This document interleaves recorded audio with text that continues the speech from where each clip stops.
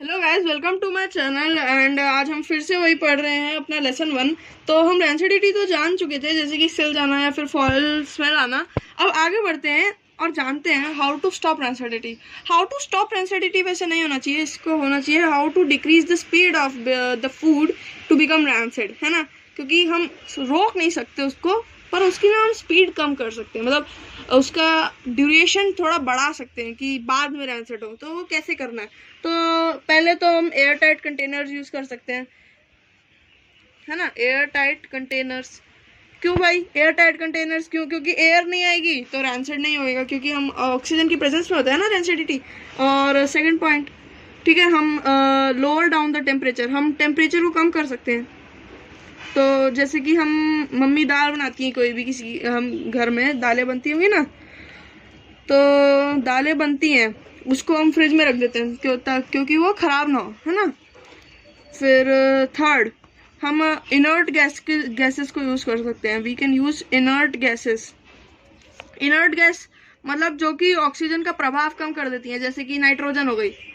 जो चिप्स का पैकेट होता है ना, उसके अंदर नाइट्रोजन डली होती है, तभी वो चिप्स आपको करारे करारे मिलते हैं, सिले में नहीं मिलते हैं, है ना। मतलब सिले में मतलब वही अजीब से टेस्ट के, है ना। तो करारे मिलते हैं आपको इसी वजह से, ताकि उसमें, क्योंकि उसमें नाइट्रोजन डली होती है।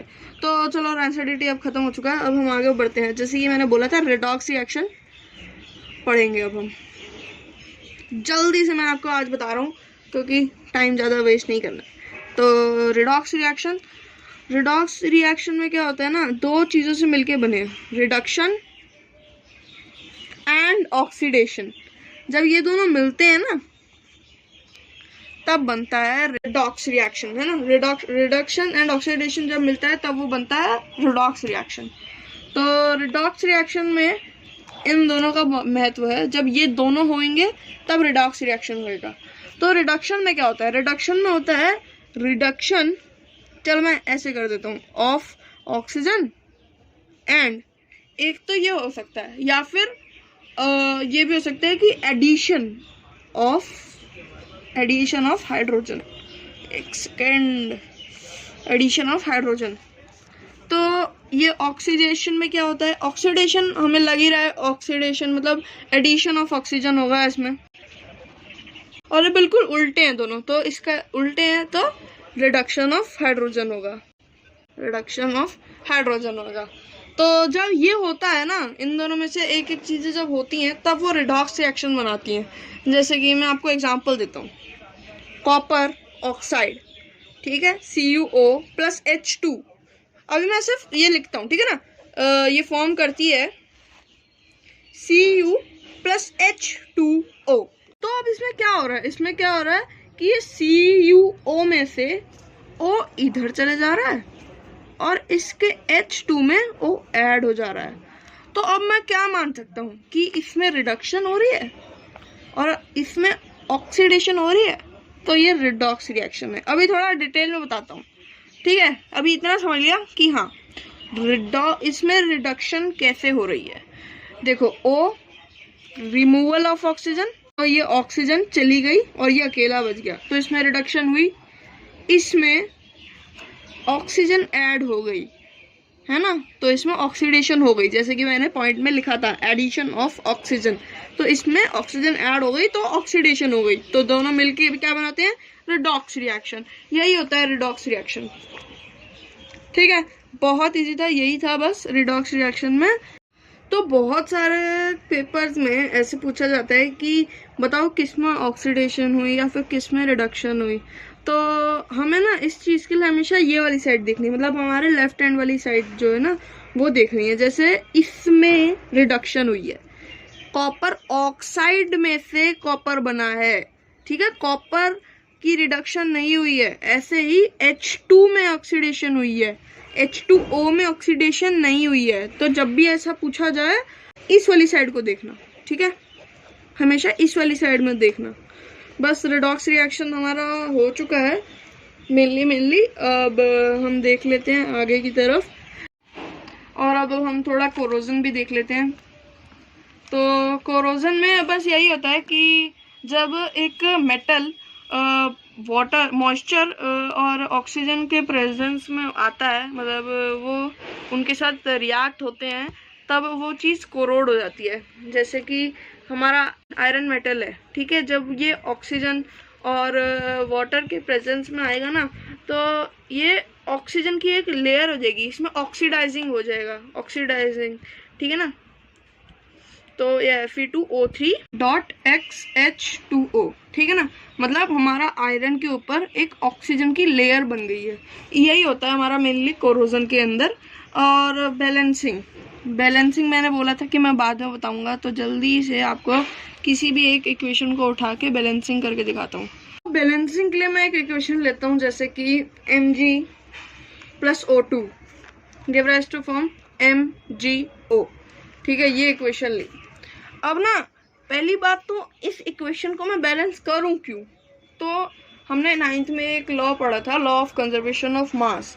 उसके तहत मास can neither be created nor be destroyed. तो बोथ रिएक्टेंट और प्रोडक्ट साइड में ना, मतलब हमारे नंबर ऑफ एटम्स सेम होना चाहिए, इसीलिए हम बैलेंसिंग करते हैं। और क्वेश्चन भी पेपर में एक और क्वेश्चन आ सकता है, जैसे कि स्केलेटल केमिकल इक्वेशन। तो जो अनबैलेंस्ड केमिकल इक्वेशन होती है ना, वो स्केलेटल केमिकल इक्वेशन होती है, ठीक है। अब मैं आपको बताता हूँ बैलेंसिंग कैसे करनी है, बैलेंस्ड केमिकल इक्वेशन कैसे बनानी है। तो इधर Mg एक है, इधर एक O है, इधर 2 O हैं, तो इधर 2 O हैं, तो इधर भी हमें 2 बनाने के लिए, मतलब इक्वल रखने के लिए इधर 2 लगाएंगे। हम इधर नीचे 2 नहीं लगा सकते हैं, हमेशा इसके आगे ही 2 रहेगा, ठीक है ना। तो 2 O तो हो गए यहाँ पे, और यहाँ पे भी 2 हो गए, मतलब O तो बैलेंस हो गया। बट Mg यहाँ पे तो 2 है, पर यहाँ पे 1 है, तो इधर भी 2 लगा सकते हैं ना, आगे 2 हम लगा सकते हैं, बट नीचे कहीं नहीं लगा सकते। तो अब क्या, अब 2 Mg हो गए, 2 O2 हो गए, 2 इधर भी 2 Mg हो गए, और 2 O इधर भी हो गए। ऐसे हमारी केमिकल इक्वेशन बैलेंस हो जाती है।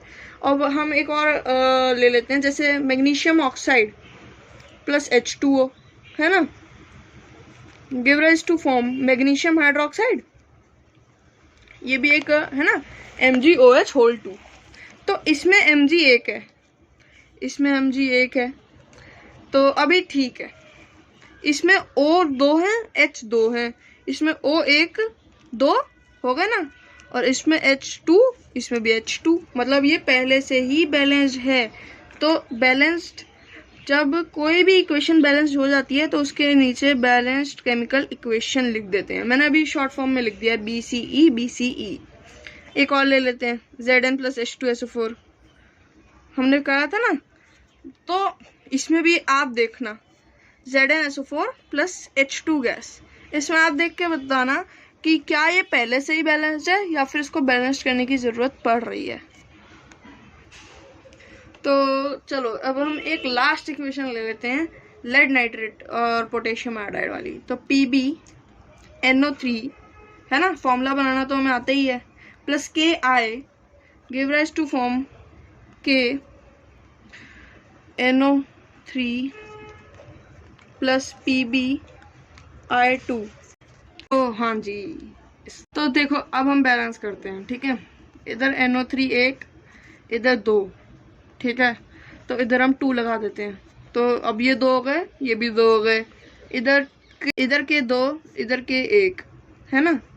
तो इधर हम 2 लगा सकते हैं, इधर 2 लगाए तो ये भी 2 हो गए, ये भी 2 हो गए, ये भी 2 हो गए, ये भी 2 हो गए। अभी ये सब बैलेंस हो चुका है। अभी हमारे बचे हैं, इधर I जो है 2 हैं, इधर I जो है 2 हैं, इधर लेड जो है मतलब Pb हमारा 1, इधर जो हमारा Pb है वो भी 1। तो इस हिसाब से हमारी ये हो चुकी है BCE, बैलेंस्ड केमिकल इक्वेशन। तो यही होता है और चैप्टर खत्म हो चुका है। तो thank you for watching. Give it to me.